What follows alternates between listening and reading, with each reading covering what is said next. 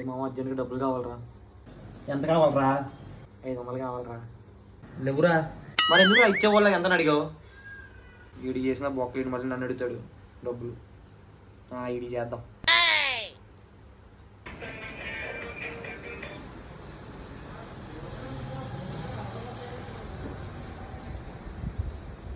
చెప్పరా. మామ డబ్బులు అర్జెంట్ రా. ఒక 500 కావాలరా. 500? సర్లే. నీకు కొట్టేసావా? సరే అయితే మ్యాచ్ స్టార్ట్ అయిపోద్ది. మళ్ళీ చేస్తా. మ్యాచ్ మందికి నేను ఎత్తను. అరే మామ డబ్బులు వచ్చిందా? పెట్టేద్దాం. దీని మీద వేద్దామా? వేస్తాను రా. మనకి గెలిచేస్తాం రా ఈరోజు. ఇదేంటి పోయేలా ఉంది?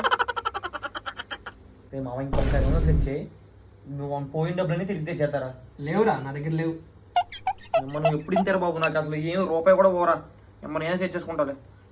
హలో రే రామతేజ గారికి ఒంట్లో బాగాలేదురా. ఉండమా మరి ఒంట్లో బాగాలేదురా. హాస్పిటల్ తీసుకెళ్ళాలా? డబ్బులు ఉంటే కొట్టరు త్వరగా. వచ్చేదా డబ్బులు? మామ ఇందా పోయిన డబ్బులు ఫ్యాన్సీ మీద చెన్నై మీద ఈ వారం కూడా వేస్తారు కదా 10 రోజులు. 120 కొట్టేస్తారు ఈ వారంలో. వేస్తాను మామ.